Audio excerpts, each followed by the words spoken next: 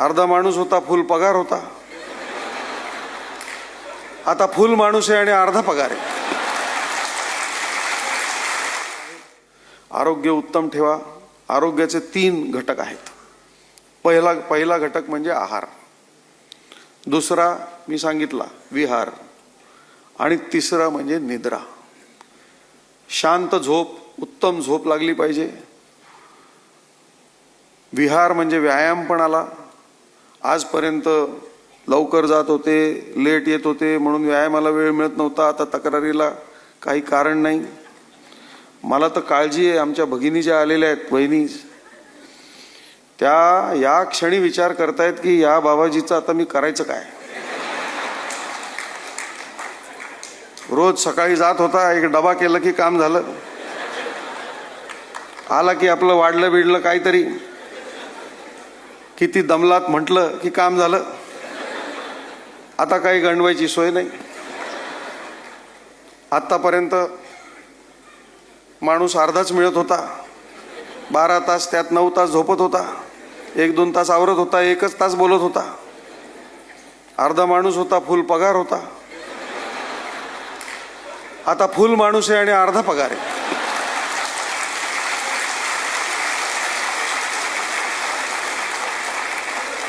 तर ताई, तुमची विवंचना मी समजतो, आणि म्हणून तुमच्या सगळ्यांच्या साक्षीनं रिटायर होणाऱ्या सर्वांना सांगतो की आत्तापर्यंत त्या जसं काही सर्व चालवत होत्या तसं त्यांना चालवू द्या.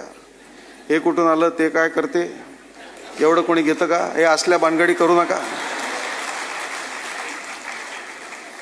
शांतपणे जेवत होता तसंच जेवा. जास्त बडबड करायची, याला बोलव त्याला बोलव, त्रास द्यायचा नाही बिलकुल, आणि आनंदाने जगायचं. कारण काय आहे की खरोखरच आपण घरी नसण्याची घरच्यांना सवय असते, आणि आता घरी असण्याची सवय त्यांना लागेपर्यंत आपलं वागणं, आपलं बोलणं, आपलं चालणं जे आहे ते त्यांना सुखकारक असलं पाहिजे, त्रासदायक असता कामा नये.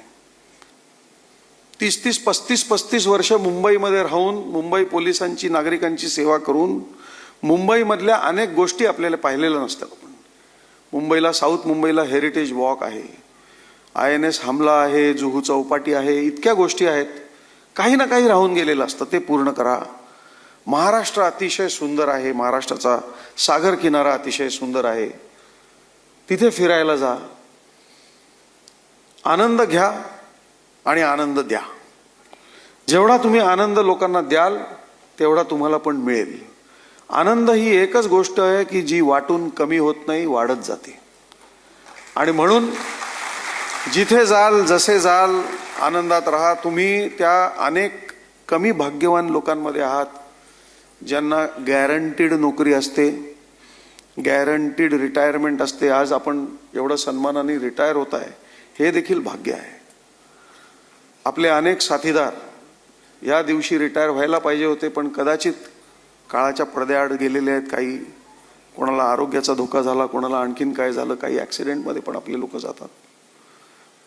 आपण भाग्यवान आहोत की आपण आज या कार्यक्रमाला उपस्थित आहोत, सन्मानाने रिटायर होत आहोत.